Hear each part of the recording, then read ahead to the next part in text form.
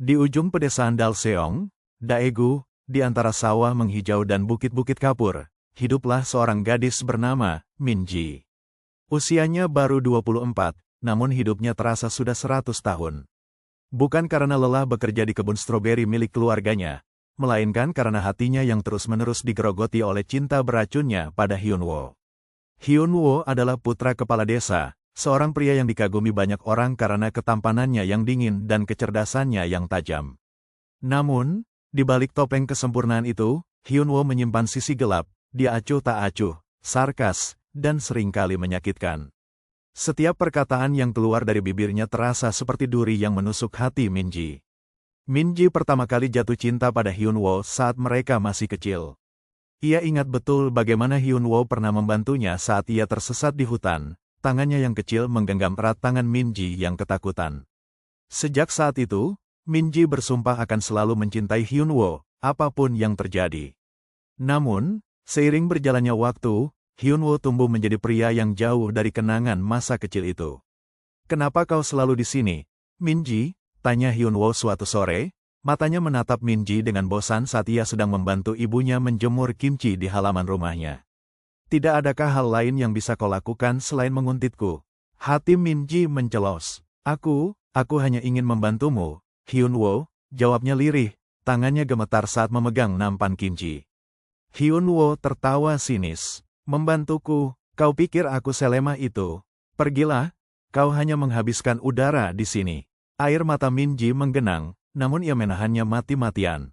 Ia tahu, setiap kali ia menunjukkan kelemahannya, Hyunwoo justru akan semakin jauh. Ia pernah mencoba pergi, mencoba melupakan Hyunwoo, bahkan pernah mencoba berkencan dengan pria lain. Tapi setiap kali ia mencoba, bayangan Hyunwoo selalu kembali menghantuinya, menariknya kembali ke dalam lingkaran setan ini.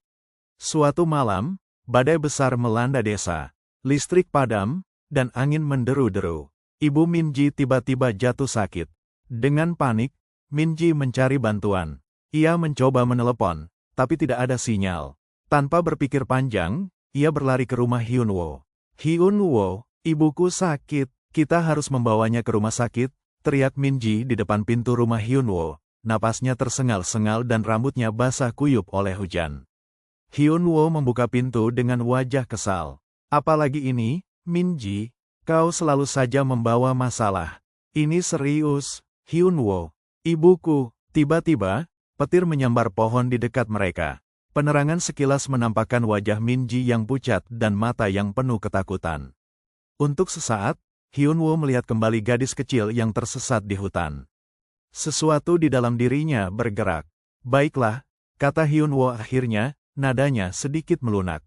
"Masuklah, aku akan membantu." Malam itu, di tengah badai, Hyunwoo dan Minji berjuang bersama.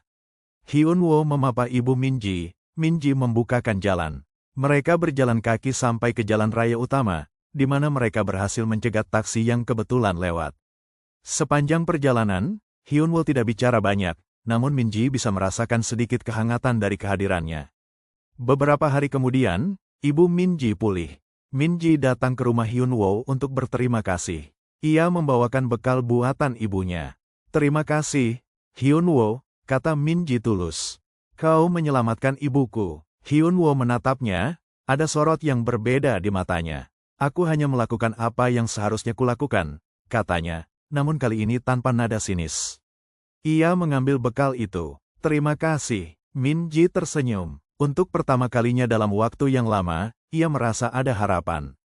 Mungkin, di balik kekejaman Hyunwoo, ada setitik cahaya. Namun, apakah setitik cahaya itu cukup untuk melawan racun yang telah lama menyebar di hatinya? Ataukah ini hanya ilusi lain yang akan segera memudar? Minji tahu perjalanannya masih panjang, dan cinta beracun ini mungkin akan selalu menjadi bagian dari dirinya, entah akan membunuhnya perlahan, atau entah akan berubah menjadi sesuatu yang lebih baik, sesuatu yang layak ia perjuangkan.